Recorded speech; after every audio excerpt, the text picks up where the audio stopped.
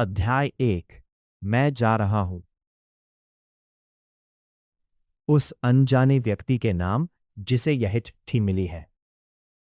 752,648,000 धड़कनें।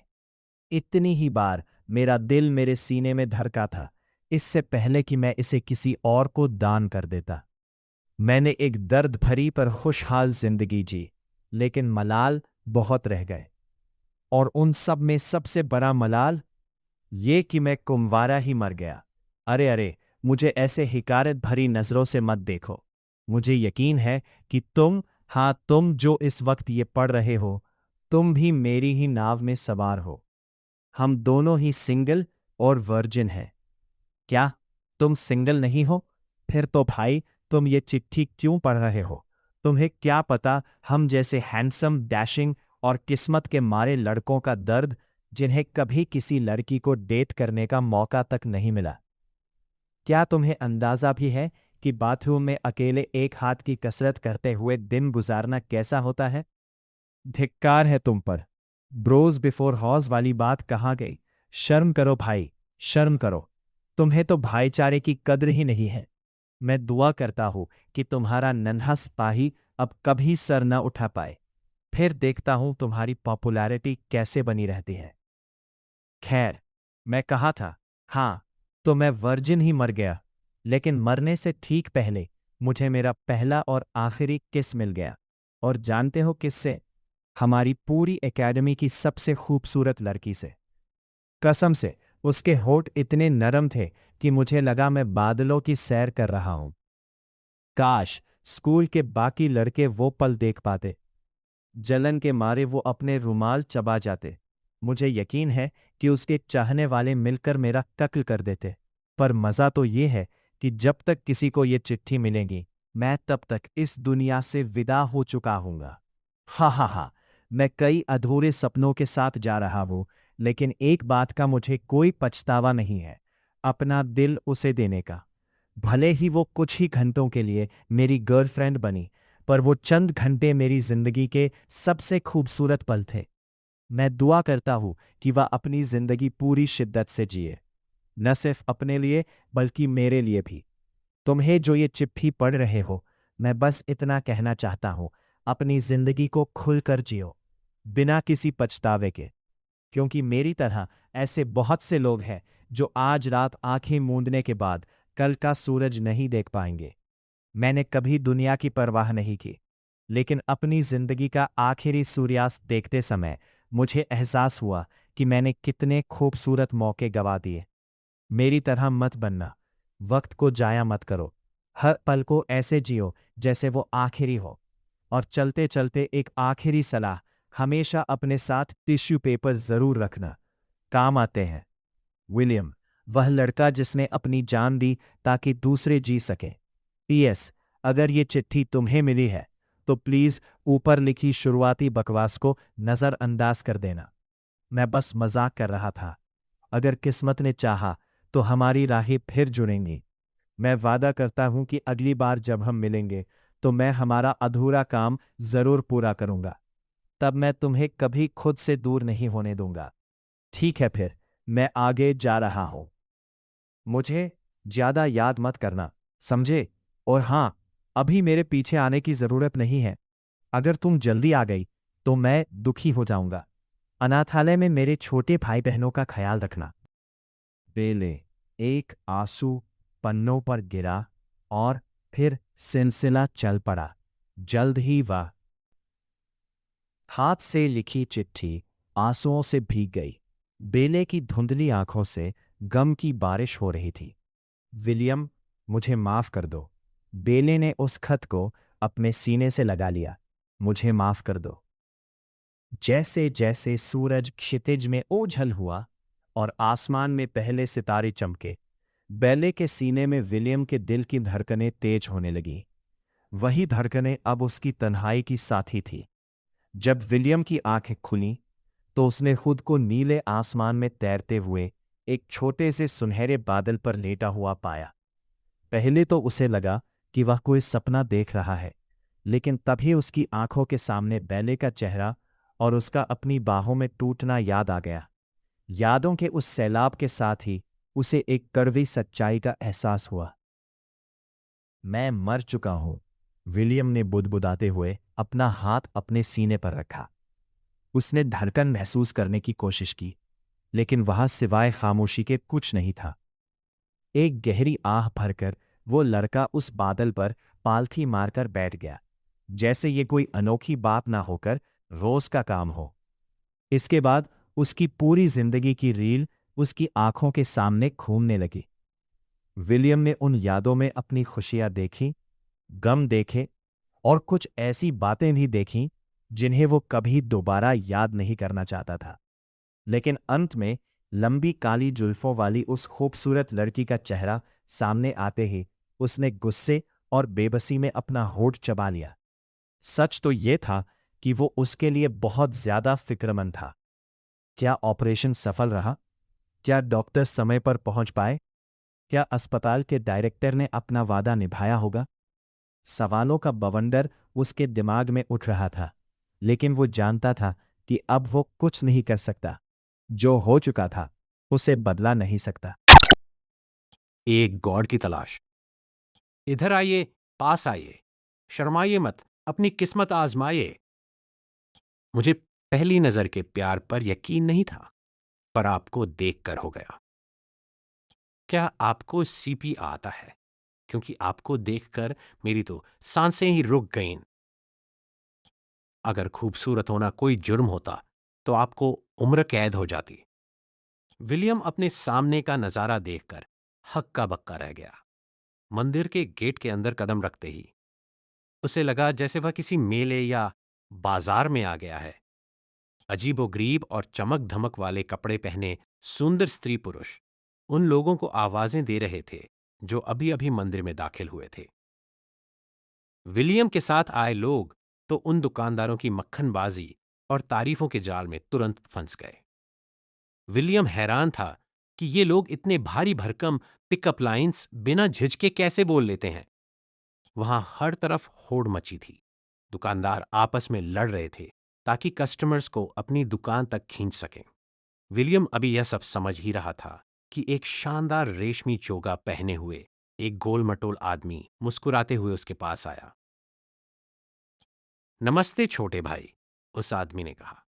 क्या तुम दुनिया का सबसे ताकतवर इंसान बनना चाहते हो? विलियम ने पीछे मुड़कर देखा। जब पक्का हो गया कि वहां कोई और नहीं है, तो उसने अपनी तरफ इशारा किया। मुझसे कह रहे हैं क्या? हां, उस गोल मटोल आदमी ने सिर हिलाया। मेरा नाम गेविन है। मैं ऑल ट्रेड्स, सभी कलाओं का देवता हूं। अगर तुम इस मंदिर में सबसे शानदार गॉड की तलाश में हो, तो वो मैं ही हूं। तभी अचानक एक सेब गेविन के सिर के पीछे आकर लगा और वह दर्द के मारे चिल्ला उठा। कमीने, बच्चों के सामने झूठ बोलते शर्म नहीं आती? एक बेहद खूबसूरत महिला जिसने सेबों से लदी एक अनोखी पेड़ वाली टोपी पहनी थी, गुस्से में चिल्लाई। तू खुद को सबसे महान कहता है? ओ लड़के, इस बेकार आदमी को भूल जा। इधर आ और मुझे अपना रक्षक देवता पेट्रन गॉड चुन। उस महिला ने इशारा किया और विलियम का शरीर अपने आप हवा में तैरता हुआ उसकी दुकान की तरफ खींचने लगा। विलियम ने बहुत जोर लगाया, पर वह अपनी उंगली तक नहीं हिला पा रहा था। आखिरकार उसने हार मान ली और उस देवी के पास पहुंच गया। मेरा नाम लुलू है। मैं सेबों की देवी हूं, लुलू ने विलियम के कंधे थपथपाते हुए कहा। क्या तुमने सेबों के बारे में वो मशहूर कहावत सुनी है? वही कि एक सेब रोज खाओ और डॉक्टर को दूर भगाओ, विलियम ने हिचकिचाते हुए पूछा। तुम सिर्फ आधे सही हो, लुलू मुस्कुराई। ओए लुलू, मैंने इसे पहले देखा था। मेरे लड़के को मत छीन। केविन गुस्से में लुलू की दुकान की तरफ भागा। इस मंदिर के देवता असल में कॉम्पिटिटर प्रतियोगी थे। जब भी चुने हुए लोगों का नया बैच आता, वे उन्हें अपना फॉलोअर बनाने के लिए जान लगा देते। भाग यहां से! लुलू अपनी खूबसूरती भूलकर चिल्लाई। उसने अपनी टोपी से एक छोटा सेब निकाला और गेविन की तरफ फेंका। हवा में वह सेब बास्केटबॉल जितना बड़ा हो गया और सीधा गेविन के सीने पर लगा। जिससे वह 100 मीटर दूर जा गिरा। देखा विलियम, लुलू गर्व से बोली, एक सेब रोज फेंको तो हर कोई दूर रहता है, बस निशाना पक्का होना चाहिए। जी बिल्कुल। विलियम धीरे धीरे पीछे हटने लगा। अरे डरो मत, लुलू ने उसका हाथ पकड़ लिया। अगर तुम मुझे अपना गॉड चुनते हो तो तुम्हें बहुत फायदे मिलेंगे, जैसे तुम कहीं भी सेब के पेड़ उगा सकोगे, रेगिस्तान में, बर्फीली वादियों में, यहां तक कि पानी के अंदर भी। चाहो तो अपने शरीर पर भी उगा लो। यह तो पर्यावरण के लिए बहुत अच्छा है, विलियम हकलाते हुए बोला। है ना? बस इस कॉन्ट्रैक्ट पर साइन कर दो और काम खत्म। लुलू ने हवा से एक पेन और कागज निकाला। विलियम साइन नहीं करना चाहता था, पर लुलू की पकड़ इतनी मजबूत थी कि वह भाग भी नहीं सकता था। शुक्र है कि तभी गेविन वापस आ गया और उसने लुलू का हाथ छुड़ाया। ओए, नियमों से खेलो। गेविन विलियम और लुलू के बीच खड़ा हो गया। तुम किसी से जबरदस्ती साइन नहीं करवा सकती। गेविन विलियम को लेकर आगे बढ़ गया और उसे पूरे बाजार की सैर कराने लगा। उसने बताया कि देवता 3 तरह के होते हैं। तारांकन प्राचीन देवता, प्रिमोडियल गॉड्स, अग्नि, जल, वायु जैसे कुदरती देवता। तारांकन भाव और पेशे वाले देवता, पर्सोनिफिकेशन गॉड्स, जैसे युद्ध, संगीत, डर या कला के देवता। तारांकन नई पीढ़ी के देवता, न्यू जनरेशन गॉड्स, जो आजकल के लोगों की पसंद से बने हैं। अनोखी पसंद? विलियम ने पूछा। सामने देखो, गेविन ने एक लंबी लाइन की तरफ इशारा किया। वहां एक 12 साल की मासूम दिखने वाली लड़की खड़ी थी। उसके गुलाबी बाल और लाल आंखें उसे बहुत प्यारा बना रही थीं। वह लड़की एक लड़के का हाथ चूमकर कह रही थी, भैया, आई लव यू, अब यहां साइन कर दो। पीछे खड़े लोग लॉली, लोली ही इंसाफ है जैसे नारे लगा रहे थे। गेविन ने फुसफुसाते हुए कहा, यह लिली है, लॉली देवी। इसे उन लोगों के विश्वास ने बनाया है जिन्हें छोटी लड़कियां पसंद हैं। विलियम, कहीं तुम भी तो उन ठरकी लोगों में से नहीं हो? बिल्कुल नहीं, विलियम ने तुरंत मना किया। तभी लिली ने विलियम की तरफ देखकर हाथ हिलाया। विलियम ने भी अनजाने में हाथ हिला दिया। गेविन ने अपनी जेब से एक चश्मा निकाला। धोखे में मत आओ, यह सत्य का चश्मा, ग्लासेस ऑफ ट्रूथ है, इसे पहनो। विलियम ने जैसे ही चश्मा लगाया, उसके पैरों तले जमीन खिसक गई। वहां कोई मासूम लड़की नहीं थी, बल्कि एक झुर्रियों वाली, लंबी नाक वाली बुढ़िया खड़ी थी, जिसके मुंह में सिर्फ 3 दांत थे। उस लॉली दादी ने विलियम को आंख मारी और एक फ्लाइंग किस फेंका। हवा में एक गुलाबी दिल विलियम की तरफ उड़ने लगा। विलियम ने घबराकर उसे हाथ से झाड़ दिया, पर वह दिल फिर से उठकर उड़ने की कोशिश करने लगा। विलियम ने आव देखा न ताव उस पर पैर रखकर उसे कुचल दिया और वहां से सरपट भाग खड़ा हुआ। गेविन हंसते हुए उसके पीछे भागा। उसे लगने लगा था कि विलियम वाकई एक दिलचस्प लड़का है। यह रहा आपका चैप्टर 4, जिसे मैंने वेवट्यून एफएम के अंदाज में थोड़ा ड्रामा और ढेर सारे मनोरंजन के साथ हिंदी में ढाल दिया है। अध्याय 4, विलियम का फैसला।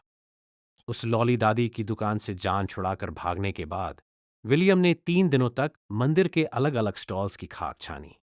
आखिर में उसने तय कर ही लिया कि उसका रक्षक देवता, पेट्रन गॉड, कौन होगा।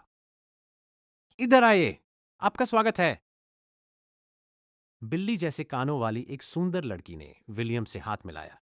आपने यहां आकर बिल्कुल सही फैसला किया है। हमारे भगवान सबसे बेस्ट हैं। विलियम ने सामने खड़े देवता को देखा और उसके गाल शर्म से लाल हो गए।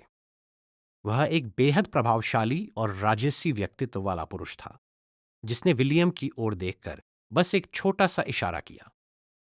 गेविन, गेविन अभी भी विलियम के साथ खड़ा था। हालांकि विलियम ने उसे अपना गॉड नहीं चुना था, फिर भी गेविन उसके फैसले का सम्मान कर रहा था और कॉन्ट्रैक्ट साइन होने तक उसके साथ रहना चाहता था। विलियम ने देखा कि उस दुकान के सामने कम से कम 500 लोगों की लाइन लगी थी। आप पूछेंगे कि इस दुकान में ऐसा क्या खास था? तो भाई, ये दुकान किसी और की नहीं बल्कि हैरिम गॉड की थी। जवान से लेकर बूढ़े तक हर कोई उनका अनुयायी बनने के लिए बेताब था। मुझे अभी भी समझ नहीं आता, केविन ने चिढ़ते हुए कहा। क्या तुम इंसानों का दिमाग तुम्हारे शरीर के निचले हिस्से में होता है? लाइन में खड़े हर शख्स ने गेविन को हिकारत भरी नजरों से देखा। विलियम ने तो शर्म के मारे अपनी नजरें ही फेर लीं। आखिरकार विलियम एक वर्जिन के रूप में मरा था। पिछली जिंदगी का यह सबसे बड़ा मलाल था जिसे वह इस जन्म में धोना चाहता था। यही वजह थी कि उसने हरेम गॉड को चुना। यह स्वार्थी लग सकता है, लेकिन जिसने कभी जिंदगी को जी भर के जिया ही न हो, उसके लिए यह लालच छोड़ना नामुमकिन था। गेविन जानता था कि विलियम की मौत कैसे हुई। उसे इस बात का सम्मान था कि इस लड़के ने दूसरों की जान बचाने के लिए खुद को कुर्बान कर दिया। शायद इसीलिए उसे यह दूसरा मौका मिला था। 1 घंटे बाद विलियम की बारी आई। मेरे भाई, मुझे खुशी है कि तुमने मुझे चुना, हरेम गॉड ने एक सच्ची मुस्कान के साथ कहा। उन्होंने विलियम के अतीत में झांका, अनाथालय के बच्चों के लिए उसका बलिदान और अपनी प्रेमिका बेले को दिल देने का अटूट फैसला। वे विलियम से काफी प्रभावित हुए। विलियम, मेरे आशीर्वाद के अलावा मैं तुम्हें अपनी डिविनिटी का एक अंश भी दूंगा, हरेम गॉड ने गंभीरता से कहा। आज से मैं तुम्हें अपना छोटा भाई मानता हूं। बड़े भैया, विलियम ने सारी शर्म छोड़कर अपने नए गॉड को गले लगा लिया। गेविन ने यह देखकर अपना सिर पीट लिया, लेकिन वह कुछ नहीं कर सकता था। उसका पसंदीदा कैंडिडेट उसके हाथ से निकल चुका था। चलो, सबसे पहले कॉन्ट्रैक्ट साइन करते हैं। हरेम गॉड ने हवा में हाथ लहराया ताकि कॉन्ट्रैक्ट हाजिर हो, पर कुछ नहीं हुआ। उन्होंने दोबारा कोशिश की, पर हाथ खाली ही रहा। 1 मिनट रुकना, उन्होंने थोड़ा झेंपते हुए कहा। लगता है मुझे कस्टमर सर्विस को कॉल करना होगा। विलियम मुस्कुराया। उसे लगा शायद प्रिंटर की स्याही खत्म हो गई होगी। पृथ्वी पर भी तो ऐसा ही होता था। हेलो, मैं हरेम गॉड बोल रहा हूं। मेरे पास कॉन्ट्रैक्ट खत्म हो गए हैं, कुछ और भेज दो। दूसरी तरफ से जवाब आया, जिसे सुनकर हरेम गॉड के चेहरे पर शिकन आ गई। क्या कुछ नहीं हो सकता? बस एक आखिरी कॉन्ट्रैक्ट? नहीं। हरेम गॉड ने फोन रखा और विलियम को बड़ी बेबसी से देखा। मेरे भाई, मुझे बहुत अफसोस है। मेरे फॉलोअर्स की संख्या मैक्सिमम तक पहुंच गई है। मैं चाहकर भी अब कोई नया कॉन्ट्रैक्ट नहीं बना सकता। गेविन के मन में जैसे लड्डू फूट पड़े। मुझे पता था, उसने मन ही मन सोचा। विलियम का तो दिल ही टूट गया। यह बिल्कुल वैसा ही था जैसे घंटों लाइन में खड़े रहने के बाद गेम की आखिरी सीढ़ी खत्म हो जाए। चिंता मत करो भाई, हरेम गॉड ने विलियम का कंधा थपथपाया। भले ही तुम कॉन्ट्रैक्ट साइन न कर पाओ, पर मैं तुम्हें अपनी डिविनिटी जरूर दूंगा। क्या? गेविन की आंखें फटी की फटी रह गई। कॉन्ट्रैक्ट तो सिर्फ आशीर्वाद देता है, लेकिन दिव्यता देना बहुत बड़ी बात थी।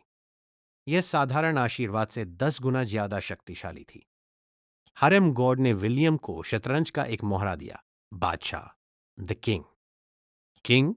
विलियम ने उसे गौर से देखा। यही आपकी दिव्यता है भैया। हाँ, इसे अपनी आत्मा में बसा लो भाई। इसे कोई तुमसे छीन नहीं पाएगा। और हाँ, आज से मुझे तुम ब्रदर इसे बुला सकते हो। विलियम ने जैसे ही उसे अपने सीने से लगाया, वह मोहरा उसके शरीर के अंदर समा गया। उसे अपनी आत्मा में एक नई शक्ति महसूस हुई। चलो, अब जब तक तुम कोई नया गॉड नहीं चुन लेते, मैं तुम्हारे साथ रहूंगा, ब्रोइस ने गर्व से कहा। विलियम अभी सिर हिला ही रहा था कि पीछे से एक जानी पहचानी चीख सुनाई दी। ये रहे मेरे बड़े भैया। तभी वह लॉली देवी लिली एक तोप के गोले की तरह विलियम की गोद में आ गिरी। विलियम को बचने का मौका ही नहीं मिला। लिली ने उसे जोर से जकड़ लिया और अपना सिर उसके सीने पर रगड़ने लगी। भैया, मुझे आप बहुत पसंद हो। मेरे फॉलोअर बन जाओ ना। बदले में मैं आपको बहुत सारे फायदे दूंगी। बस बदले में मुझे एक किस किस चाहिए। ई हे भगवान! फक! विलियम अंदर ही अंदर चीखा। मैं किसी मेंढक को चूम लूं, पर तुम्हें नहीं। विलियम का शरीर कांपने लगा। वह जानता था कि इस मासूम चेहरे के पीछे वह 3 दांतों वाली बुढ़िया है। वह अपनी जान छुड़ाने के लिए तड़पने लगा, जबकि लिली उसे रिझाने की पूरी कोशिश कर रही थी। गेविन यह सब देखकर मुस्कुरा रहा था। उसे लगा कि उसे एक और मौका मिल गया है और वह इसे हाथ से जाने नहीं देगा। क्या गेविन इस स्थिति का फायदा उठाकर विलियम को अपनी टीम में शामिल कर पाएगा, या विलियम उस लॉली दादी के चंगुल से भागकर किसी और मुसीबत में फंसेगा? अनुबंध पर हस्ताक्षर, साइनिंग ऑफ कॉन्ट्रैक्ट। बड़े भैया, प्लीज मेरे फॉलोअर बन जाइए ना, लिली ने अपनी मासूम आंखों से देखते हुए मिन्नत की। विलियम को यकीन था कि अगर उसने उस लॉली दादी का असली रूप न देखा होता तो वह अब तक उसकी बातों में आ गया होता। सॉरी, पर मुझे कोई दिलचस्पी नहीं है। विलियम ने हताशा में इधर उधर देखा। उसने अपने भाई इसे की तरफ मदद के लिए हाथ बढ़ाया, पर उन्होंने तो बस मुस्कुराते हुए सिर हिला दिया। लॉली गॉड भी एक अच्छा चुनाव है भाई, इसे ने टिप्पणी की। मेरी भी कुछ प्रेमिकाएं लॉली हैं। वे न केवल प्यारी होती हैं, बल्कि बहुत वफादार भी होती हैं। लिली ने विलियम को देखकर एक बड़ी सी मुस्कान दी। बड़े भैया, आ जाओ, मुझे अपना रक्षक देवता चुनो। मैं वादा करती हूं कि आपको पछतावा नहीं होगा। याद रखना, जेल तो बस एक कमरा है, और जो नजर से दूर वो दिमाग से दूर। यह देखकर कि उसका सगा भाई भी उस बुढ़िया के साथ मिला हुआ है, विलियम की नजरें उस इकलौते देवता पर टिकीं जो मंदिर में कदम रखने के बाद से उसके साथ था। गेविन, प्लीज मेरी मदद करो, विलियम ने गुहार लगाई। मैं तुम्हारी मदद क्यों करूं? लिली एक अच्छी देवी है। गेविन मुस्कुराया। तुम दोनों की जोड़ी तो स्वर्ग में बनी है। बिल्कुल, हम दोनों की जोड़ी स्वर्ग में बनी है, लिली ने खुशी खुशी हामी भरी। विलियम को महसूस होने लगा कि उसका शरीर सुन्न पड़ रहा है। शायद यह उस लॉली देवी के प्रति उसके शरीर की प्रतिक्रिया थी, या शायद लिली से निकलने वाली दैवीय ऊर्जा का असर। हताशा में विलियम ने अपना आखिरी पत्ता फेंका, जो उसकी सुरक्षा पक्की कर सकता था। गेविन, अगर तुम मेरी मदद करोगे तो मैं वादा करता हूं कि मैं तुम्हारा फॉलोअर बनूंगा, विलियम जोर से चिल्लाया। लिली यह सुनकर ठिठक गई। उसके साथ ऐसा पहली बार हुआ था। मंदिर में आने वाले ज्यादातर लोग उसके क्यूट अंदाज को देखते ही तुरंत साइन करने के लिए तैयार हो जाते थे। उसने कभी नहीं सोचा था कि उसकी हरकतों की वजह से विलियम इतना मजबूर हो जाएगा। तुमने सुना लिली? गेविन आगे बढ़ा और उसने उस छोटी लॉली को विलियम के अकड़े हुए शरीर से दूर किया। ची! लिली ने चिढ़कर अपना मुंह बना लिया। उस लॉली दादी की पकड़ से आजाद होने के बाद विलियम ने चैन की सांस ली। उसने खुद को संभालने के लिए कुछ गहरी सांसें लीं और फिर गेविन को शुक्रगुजार नजरों से देखा। मुझे कॉन्ट्रैक्ट दो, विलियम ने कहा। मैं साइन करूंगा। गेविन ने तुरंत कुछ नहीं किया और विलियम को गंभीरता से देखा। वह वास्तव में उस लड़के को अपना कॉन्ट्रैक्ट देना चाहता था, लेकिन वह उसे मजबूर नहीं करना चाहता था।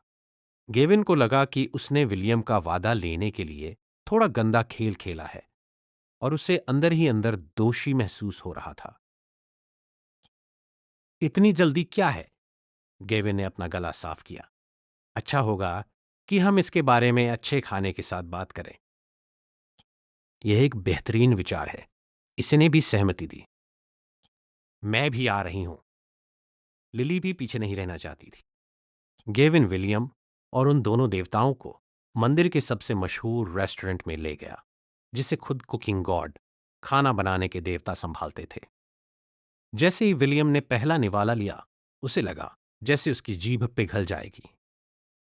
लाजवाब! विलियम दंग रह गया और अपनी प्लेट का खाना मजे से खाने लगा।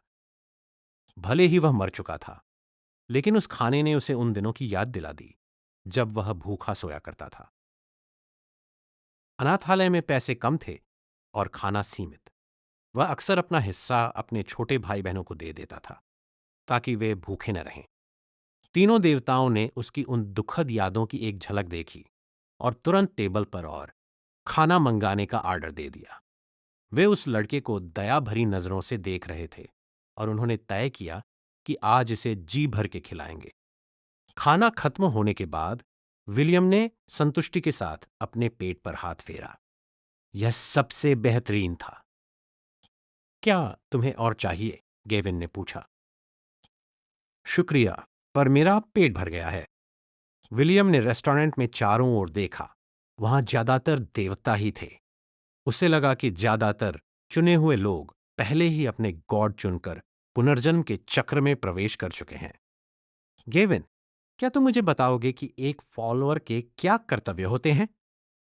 विलियम ने झेंपते हुए पूछा। मुझे ये सब समझ नहीं आता। क्या आपके आशीर्वाद के बदले मुझे कुछ करना होगा? उससे पहले मैं तुम्हें अपने बारे में बताता हूं।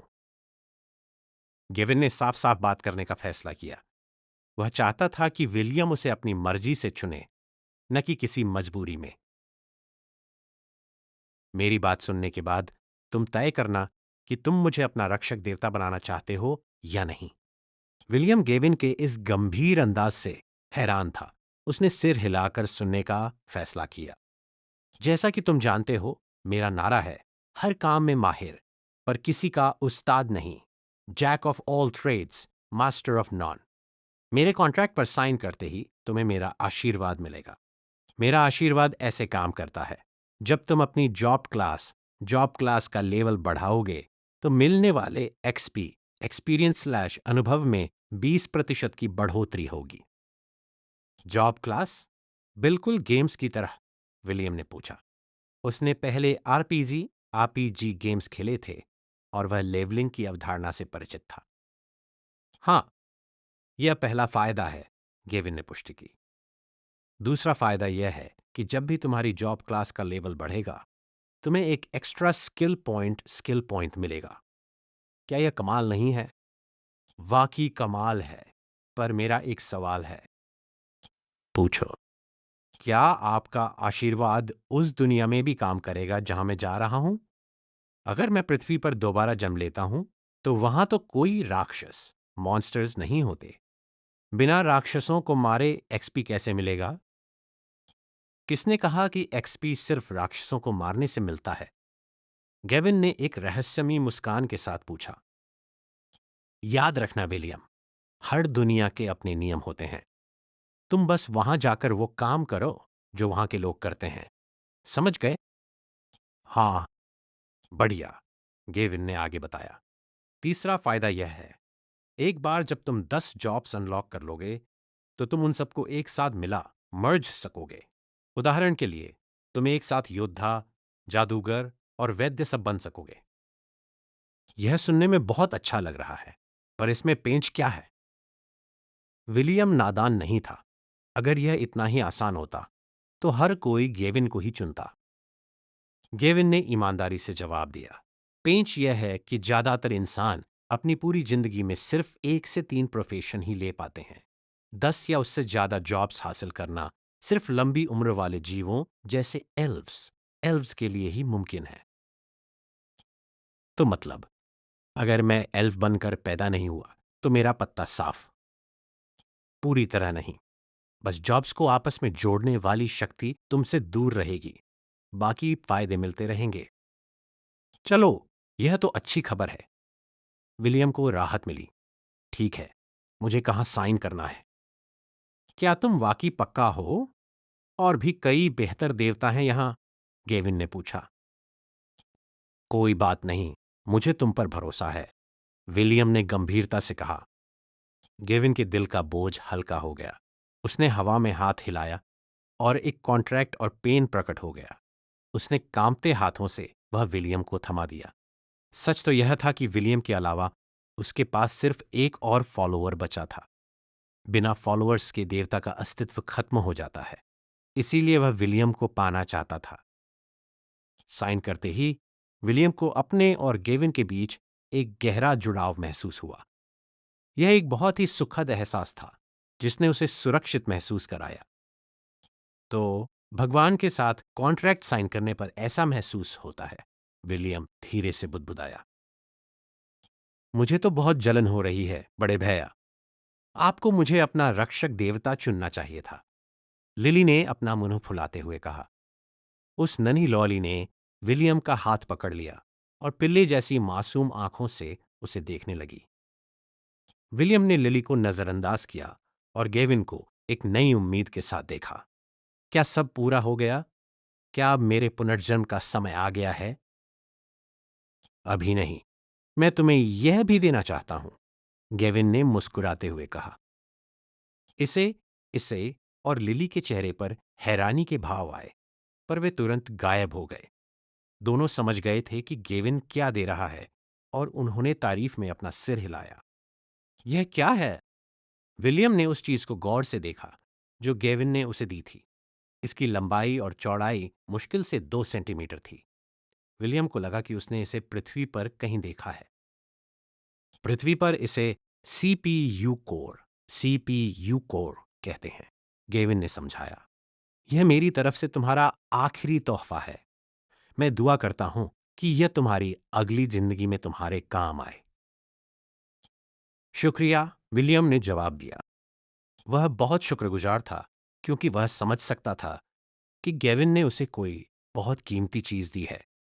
हालांकि वह नहीं जानता था कि यह सीपीयू कोर क्या करेगा, पर उसे यकीन था कि उसके नए जन्म में इसकी बड़ी भूमिका होगी। अब मेरी बारी! लिली ने अपना हाथ उठाया और विलियम को एक लॉलीपॉप थमा दी।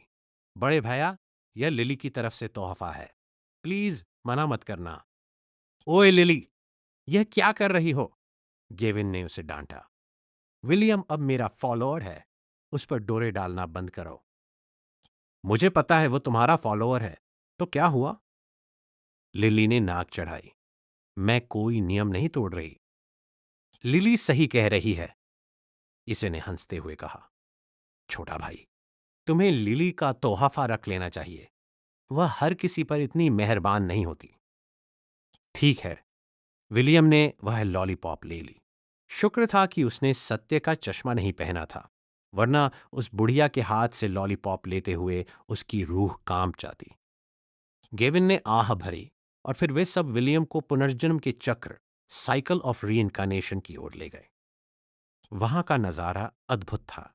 तारों भरे आसमान में अनगिनत पोर्टल द्वार तैर रहे थे, जो अलग अलग दुनियाओं के रास्ते थे। मेरे ख्याल से विलियम को उस सुनहरे पोर्टल में जाना चाहिए, इसे ने मशविरा दिया। सुनहरा पोर्टल अच्छा है, पर मैं नहीं चाहती कि भैया वहां जाकर किसी रईस सुअर की तरह जिंदगी बिताएं, लिली बीच में बोली। चांदी वाला पोर्टल सिल्व पोर्टल बेस्ड है, वहां उन्हें आगे बढ़ने का मौका मिलेगा। विलियम ने पोर्टल्स के बारे में और जानना चाहा, पर तीनों देवताओं ने सख्ती से मना कर दिया। हमें इनके बारे में ज्यादा बताने की इजाजत नहीं है। तभी सुनहरे पोर्टल से एक सफेद कपड़े पहने बुजुर्ग निकले, जिनके हाथ में एक लकड़ी की लाठी थी। गेविन, इसे, लिली, वे बुजुर्ग उन्हें देखकर चौंक गए। क्या तुम सब मेरा स्वागत करने आए हो? सॉरी, मैं कोई तोहफा नहीं लाया। अरे हटिए दादाजी, लिली चिल्लाई। हम यहां विलियम को विदा करने आए हैं। बुजुर्ग की नजर विलियम पर पड़ी और उनकी आंखें चमक उठीं। ओह, यह तो बड़ा दिलचस्प है। एक ही आत्मा के पास इतनी सारी दिव्य।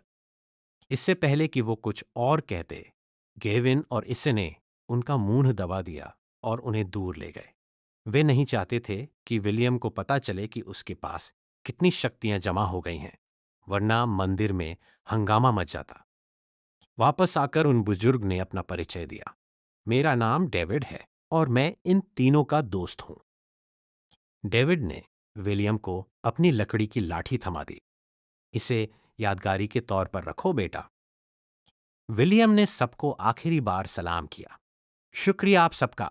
मैं अपनी अगली जिंदगी में अपनी पूरी जान लगा दूंगा। उसका शरीर हवा में तैरने लगा और वह सिल्वर पोर्टल की ओर बढ़ने लगा। विलियम, याद रखना, रास्ते की खूबसूरती का आनंद लेना और जिंदगी जी भर के जीना, गेविन चिल्लाया। विलियम ने आखिरी बार हाथ हिलाया और पोर्टल में घुसने ही वाला था कि तभी अचानक बगल वाले पोर्टल से एक विशाल ट्रक निकला। एक जोरदार टक्कर हुई। उस ट्रक ने विलियम को इतनी जोर से मारा कि उसकी आत्मा उछलकर दूर एक लाल पोर्टल, रेड पोर्टल में जा गिरी।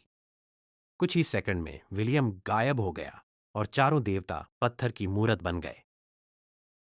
गिवन इसे लिली डेविड फक एफसीके। वह ट्रक रुका और एक 10 मीटर ऊंचे रोबोट में बदल गया।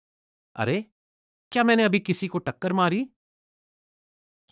ट्रक कुन, तेरी तो मैं तुझे पुर्जे पुर्जे में काट दूंगा, केविन गुस्से में दहाड़ा।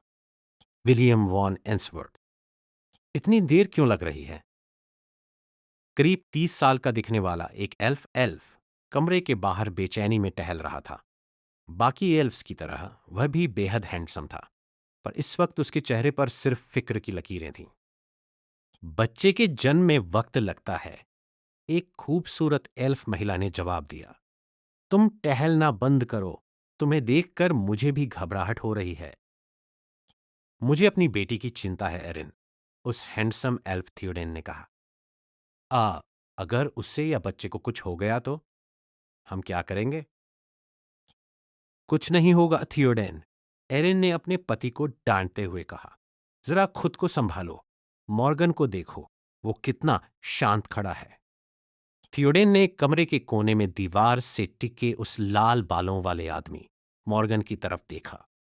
वह किसी मूर्ति की तरह स्थिर खड़ा था, आंखें बंद थीं, जैसे गहरी नींद में हो। थियोडेन आखिरकार शांत होकर अपनी पत्नी के पास बैठ गया। दोनों ने एक दूसरे का हाथ पकड़ा और अपने देवताओं से दुआ करने लगे कि उनकी बेटी और उसका बच्चा सलामत रहे। डिलीवरी रूम के अंदर, मालकिन, बस थोड़ा सा और, बस एक आखिरी कोशिश, दाई, मिडवाइफ ने उत्साह और उम्मीद के साथ कहा। बिस्तर पर लेटी वह खूबसूरत महिला दर्द के मारे कराह रही थी।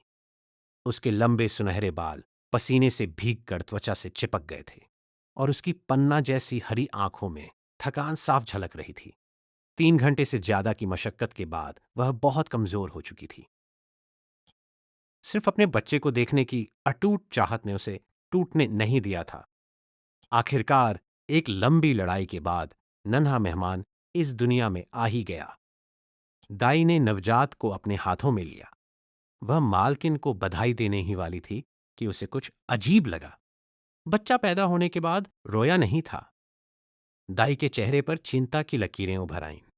उसने जादुई शक्तियों, मैजिक से बच्चे के शरीर को साफ किया और उसकी धड़कन और सांसों को परखा।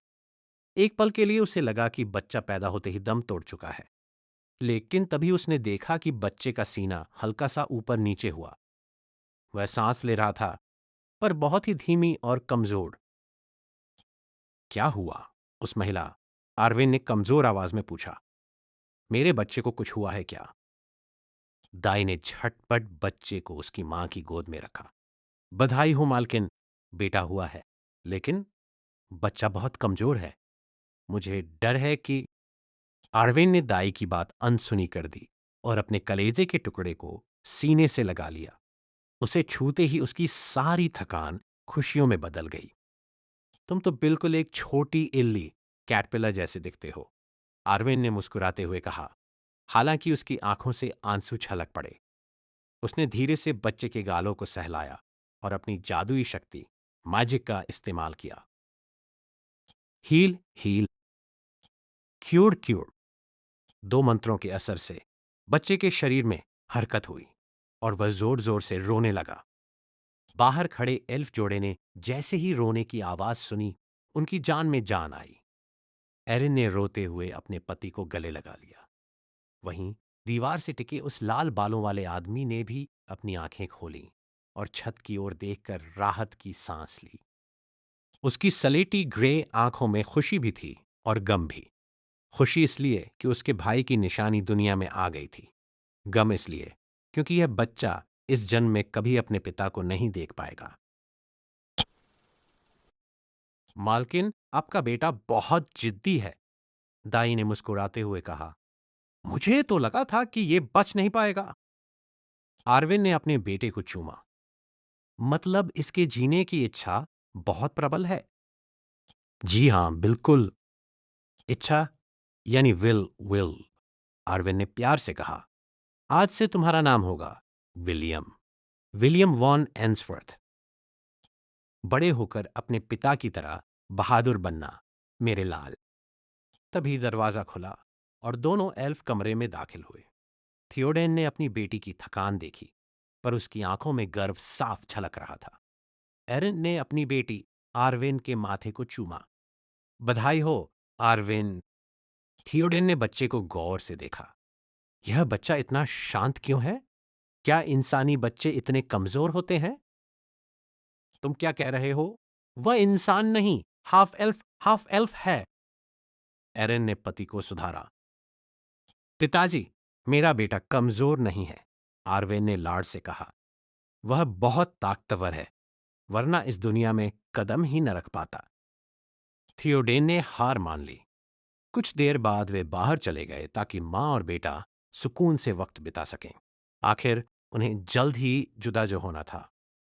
आर्वेन ने अपने बेटे को दूध पिलाना शुरू किया। विलियम की आंखें अब भी बंद थीं और वह बहुत कमजोर था, पर कुदरती सहज ज्ञान, इंस्टिंक्ट की वजह से वह अपनी मां का दूध पीने लगा।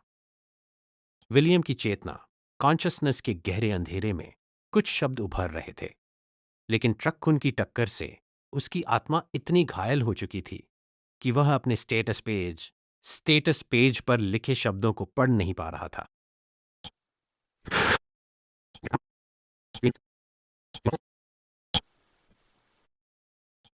Hash profile card. तारांकन नाम विलियम वॉन एंसवर्थ। तारांकन नस्ल रेस हाफ एल्फ। तारांकन ए जीवन 5/5। तारांकन मान जादू 10/10। तारांकन जॉब क्लास कोई नहीं। तारांकन सब क्लास कोई नहीं। आंकड़े स्टैट्स। तारांकन ताकत स्ट्रेंथ 0। तारांकन फुर्ती एजिलिटी 0। तारांकन सहनशक्ति वाइटैलिटी 1। तारांकन बुद्धिमानी इंटेलिजेंस 2। तारांकन हुनर डेक्सटेरिटी 0। हुनर स्किल्स कोई नहीं। उपाधि टाइटल्स कोई नहीं। प्लीज मुझसे वादा करो कि तुम इसका ख्याल रखोगे, आर्वेन ने विलियम को सीने से लगाते हुए कहा। उसकी आंखों से आंसू रुकने का नाम नहीं ले रहे थे, क्योंकि अपने कलेजे के टुकड़े को खुद से दूर करना उसके लिए किसी सजा से कम नहीं था। लेकिन विलियम की सलामती के लिए उसके पास कोई और रास्ता नहीं था। उसे इंसानों की बस्ती में भेजना ही एकमात्र चारा था। थियोडेन और एरिन, अरवेन के माता पिता भी बहुत उदास थे कि उनका पहला पोता उनसे इतनी दूर जा रहा है। मैं तुमसे यह वादा नहीं कर सकता, मॉर्गन ने सख्ती से जवाब दिया। तुम जानती हो कि अगर यह मेरे साथ रहा तो इसकी जान हमेशा खतरे में रहेगी। पर फिक्र मत करो, मैं इसे अपने पैतृक गांव ले जा रहा हूं। मेरा भाई और उसकी पत्नी इसका इंतजार कर रहे हैं। वे इसे सुरक्षित और खुश रखेंगे। आर्वेन के होंठ कांप रहे थे। विलियम अभी भी सो रहा था। उसे खबर तक नहीं थी कि वह अपनी मां से बिछड़ने वाला है। इस दुनिया में आए उसे 2 हफ्ते हो चुके थे, पर उसने अभी तक अपनी आंखें नहीं खोली थीं। उसकी मां बहुत चिंतित थी, पर वह अपनी तरफ से सब कुछ कर चुकी थी। बच्चा शारीरिक रूप से स्वस्थ था, पर समस्या उसकी आत्मा, सोल में थी। एल्व्स के पास आध्यात्मिक शक्तियां होती हैं, और आर्वेन ने जब जांच की तो पाया कि विलियम की आत्मा घायल थी। अच्छी खबर यह थी कि वक्त के साथ वह अपने आप ठीक हो जाएगी। मालकिन, अब और देर करना खतरनाक होगा, आर्वेन की अंगरक्षक शीला ने याद दिलाया। एल्वेन काउंसिल की तलाश इस महाद्वीप तक पहुंच चुकी है। कभी भी वे हमें ढूंढ सकते हैं। आर्वेन ने आखिरी बार विलियम को चूमा और उसे मॉर्गन के हवाले कर दिया। उसने बच्चे पर एक सुरक्षा कवच, स्पेल चढ़ा दिया, जिससे बच्चा एक ऐसी गहरी नींद में चला गया जहां वक्त थम सा जाता है। यह जादू तभी टूटता जब मॉर्गन अपनी मंजिल पर पहुंच जाता। क्या तुम इसे कुछ देना चाहती हो? मॉर्गन ने पूछा।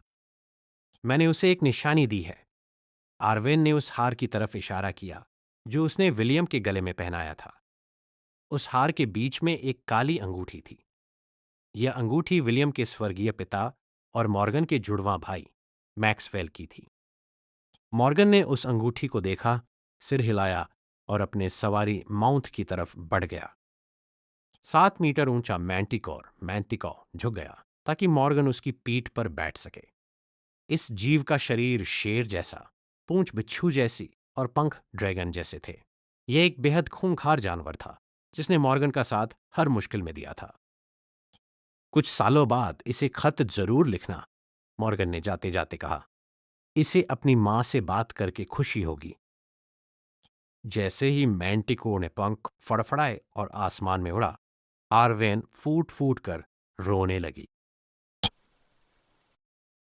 दक्षिणी महाद्वीप का पश्चिमी हिस्सा लॉन्थ नाम की छोटी सी जागीर से 1 मील दूर मैंटिको जमीन पर उतरा। मॉर्गन चाहता तो सीधे शहर में घुस सकता था, पर वह शांति से जाना चाहता था। उसे सालों पहले हेलन किंगडम से निकाल दिया गया था, पर आज भी उसे रोकने की हिम्मत किसी में नहीं थी। राजघराना और अमीर लोग उससे नफरत करते थे और डरते भी थे। याद रखना, यहां फालतू शिकार मत करना, मॉर्गन ने अपने खूंखार जानवर को हिदायत दी, और वह जंगल की गहराई में ओझल हो गया। मॉर्गन पैदल चलकर शहर के पिछले हिस्से में स्थित एक हवेली मैनर के सामने पहुंचा। यह वही घर था जहां उसका बचपन बीता था। 4 साल बाद वह यहां वापस आया था। बड़े भैया, आपने तो बहुत देर लगा दी। दरवाजा खुला और करीब 28 से 30 साल के एक शख्स ने मुस्कुराते हुए उसका स्वागत किया। काफी समय बीत गया, मॉर्ड्रेड। मॉर्गन ने एक फीकी मुस्कान के साथ कहा। 4 साल, मॉर्ड्रेड ने तंज कसा। ज्यादा अक्सर घर आया करो, और वो देश निकाला वाला बहाना मेरे सामने मत मारना।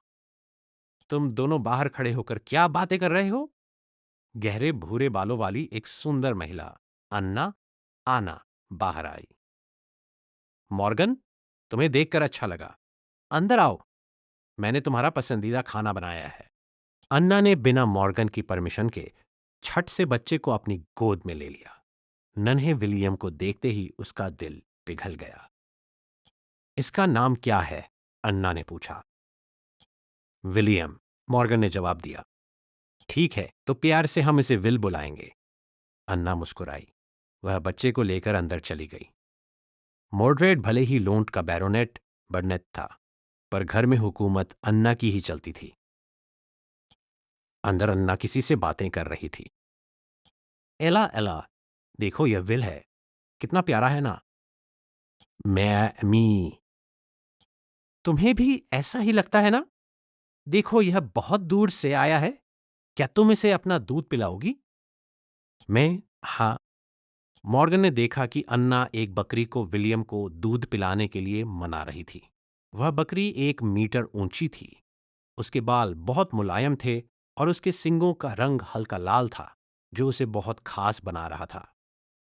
उस बकरी ने शांति से विलियम को दूध पीने दिया। सोए हुए विलियम को पता भी नहीं चला कि उस बकरी का दूध पीते ही उसका स्टेटस पेज फिर से अपडेट हो गया है।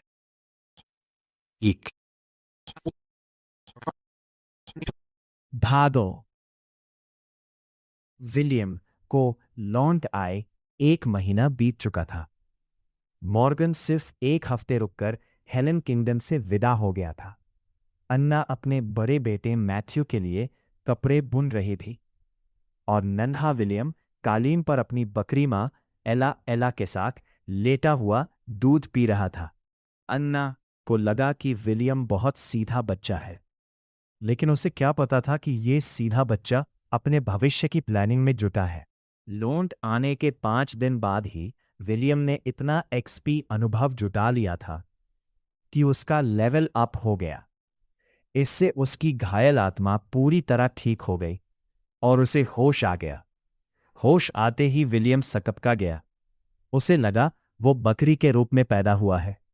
शुक्र है कि उसका मुंह बकरी के थनों पर था, वरना वो डर के मारे चीख पड़ता। डेली क्वेस्ट दूध पीना पूरा हुआ। इनाम 5 एक्स पॉइंट्स। कुल एक्स पैक 132-200 में। दूध पीने के बाद विलियम ने एला को थपकी दी। या मैं है या क्या हम बाहर घूमने चले? एला ने मना कर दिया। विलियम ने हार मानकर अपना स्टेटस पेज चेक किया। उसे याद आया कि पिछली दुनिया में जादूगरों मजिशियंस की बड़ी इज्जत थी, पर उसने सोचा कि वह लोकी रहेगा ताकि दुश्मनों को चौंका सके। 1 साल बीत गया। विलियम का जीवन सोना, पॉटी करना और एला का दूध पीना यही था। 1 साल में उसने 4 लेवल बढ़ा लिए थे। विलियम का स्टेटस 1 साल की उम्र में। स्टैट वैल्यू HP जीवन 10 माना जादू 15 बुद्धिमानी इंट 2+1 स्टैट पॉइंट्स 12। आधी रात का वक्त था। विलियम अचानक जाग गया। उसके गले में लटके काले छल्ले, ब्लैक रिंग से तेज रोशनी निकल रही थी। इससे पहले कि वह कुछ समझ पाता, एक जोरदार धमाका हुआ और विलियम खुद को एक अंधेरी गुफा में पाया। वहां की हवा नम थी और बदबू आ रही थी। विलियम के पास हाफ एल्फ होने के कारण डार्क विजन था, जिससे वो अंधेरे में भी देख सकता था। तभी उसे सामने से 3 खौफनाक जीव आते दिखे। हरे रंग की खाल, फटे चीतड़े और हाथ में गदा। गॉब्लिन्स। विलियम कांपने लगा। वो भागना चाहता था, पर 1 साल का बच्चा सिर्फ रेंग सकता था। क्रशाका गोब्लिन्स उसकी तरफ लपके। आ विलियम डर के मारे रोने लगा। तभी उसकी रक्षक एला वहां प्रकट हुई। उसने गुस्से में गॉब्लिन्स पर हमला कर दिया। अपने लाल सींगों से उसने एक गॉब्लिन का सीना चीर दिया, पर बाकी 2 गॉब्लिन्स ने एला पर गदा से हमला करना शुरू कर दिया। एला दर्द से कराह रही थी। गॉब्लिन्स ने उसे बेरहमी से पीटना शुरू किया। एला के मुंह से खून निकलने लगा। उसकी टांगें टूट गई, पर वो विलियम को बचाने के लिए लड़ती रही। विलियम अपनी आंखों के सामने अपनी मां को मरते देख रहा था। तभी जिस गोब्लिन का सीना एला ने चीरा था, वो रेंगता हुआ विलियम के पास आया। क्राह! गोब्लिन ने अपनी गदा हवा में लहराई और पूरी ताकत से विलियम पर वार किया। ताजा खून जमीन पर बिखर गया। गुआ आ। वह गोब्लिन हवा में उड़ता हुआ विलियम से कई मीटर दूर जा गिरा। उसके सीने से निकलता हरा खून जमीन पर बिखर गया। तभी 2 और चीखें गूंजी। बकरी मां को पीट रहे बाकी 2 गोब्लिन भी हवा में उछलकर दूर जा गिरे। सब कुछ शांत हो गया। तीनों गॉब्लिन बेहोश पड़े थे। विलियम ने अपनी सुध-बुध संभाली और रेंगते हुए अपनी मम्मा एला के पास पहुंचा। उसने उस हवा में तैरती लकड़ी की लाठी पर ध्यान भी नहीं दिया, जिसने अभी उसकी और एला की जान बचाई थी। इया मम्मा। विलियम ने एला के लहूलुहान सिर को पकड़ लिया और फूट फूट कर रोने लगा। एला की आंखों और चेहरे से खून बह रहा था। उसने आखिरी बार विलियम के गालों को चाटा और अपना सिर जमीन पर टिका दिया। वह मरणासन्न स्थिति में थी। मम्मा, मुझे छोड़कर मत जाओ। तभी विलियम को महसूस हुआ कि कोई चीज उसके गालों को सहला रही है। उसने मुड़कर देखा। वही लकड़ी की लाठी उसके बगल में तैर रही थी। जाओ यहां से, विलियम ने गुस्से में उस पर हाथ मारा। जैसे ही उसका हाथ लाठी के हैंडल को छुआ, उसके दिमाग में एक मीठी घंटी बजी। उस आवाज ने विलियम के मन को शांत कर दिया और उसके दिमाग में कुछ शब्द चमकने लगे। क्या आप शेपर्ड जॉब क्लास चुनना चाहेंगे? हाँ, नहीं। विलियम ने बिना सोचे समझे जवाब दिया, इया, बधाई हो, आपने शेपर्ड जॉब क्लास हासिल कर ली है। नया हुनर, way of the shepherd. Way of the shepherd. नया हुनर, बेस्टो। नया हुनर, first aid. First aid. William की नज़र तुरंत फर्स्ट एड पर पड़ी। उसने बिना वक्त गंवाए एला का स्टेटस चेक किया। नाम एला। HP जीवन 5100। मरने के करीब। ई या फर्स्ट एड। ई या फर्स्ट एड। विलियम ने बार बार मंत्र पढ़ा जब तक कि उसका सिर भारी नहीं होने लगा। जादुई शक्ति माना खत्म होने वाली थी, पर चमत्कार हो गया। एला के टूटे पैर जुड़ गए, खून के धब्बे गायब हो गए और उसकी खाल पहले जैसी मुलायम हो गई। एला झट से खड़ी हो गई और विलियम का चेहरा चाटने लगी। विलियम की जान में जान आई, पर शांति ज्यादा देर नहीं टिकी। वे दो गॉब्लिन फिर से खड़े हो रहे थे। विलियम ने देखा कि उसके पास 12 स्टैट पॉइंट्स बचे हैं। उसने गेमिंग दिमाग लगाया और सब के सब बुद्धिमानी इंटेलिजेंस में डाल दिए ताकि उसकी जादुई शक्ति मैना बढ़ जाए। विलियम का नया स्टेटस। जॉब शेफर्ड चरवाहा। माना जादू 280 इंटेलिजेंस बढ़ने के कारण। हुनर बेस्टो। यह किसी भी जानवर की ताकत 2 घंटों के लिए +10 बढ़ा देता है। अब मजा चखाते हैं। विलियम ने एला की पीठ पर हाथ रखा। या बेस्टो। एला का शरीर चमकने लगा और वह 1 मीटर से बढ़कर 1.5 मीटर ऊंची हो गई। उसके सींग लाल रंग के अंगारे जैसे दहकने लगे। वह अब एक साधारण बकरी नहीं, बल्कि एक वॉरियर बकरी बन चुकी थी। मैं है। एला बिजली की रफ्तार से गॉब्लिन्स की तरफ लपकी। एक गॉब्लिन ने गदा उठाई, पर इससे पहले कि वो वार करता, एला के लाल सींगों ने उसका सीना चीर दिया। वो वहीं ढेर हो गया। एक्स हासिल किया 60।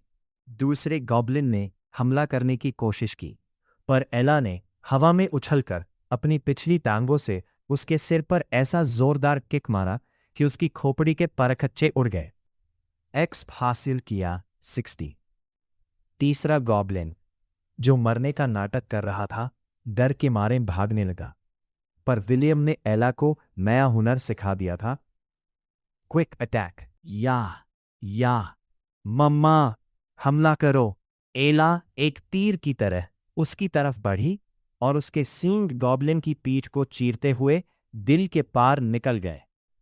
एक्स हासिल किया 60। जैसे ही तीनों गॉब्लिन मरे, वे रोशनी के कणों में बदलकर गायब हो गए। विलियम ने चैन की सांस ली और एला के गले लग गया। उसे यकीन नहीं हो रहा था कि वह बच गया है। विलियम ने अपने गले की अंगूठी को छुआ। अब वो उसकी शक्तियों को समझ चुका था। एक तेज रोशनी हुई और नन्हा विलियम अपनी बकरी मां के साथ वापस अपने कमरे में सुरक्षित पहुंच गया। अगला कदम। विलियम अब एक शेफर्ड बन चुका है और उसके पास एक शक्तिशाली रक्षक एला है।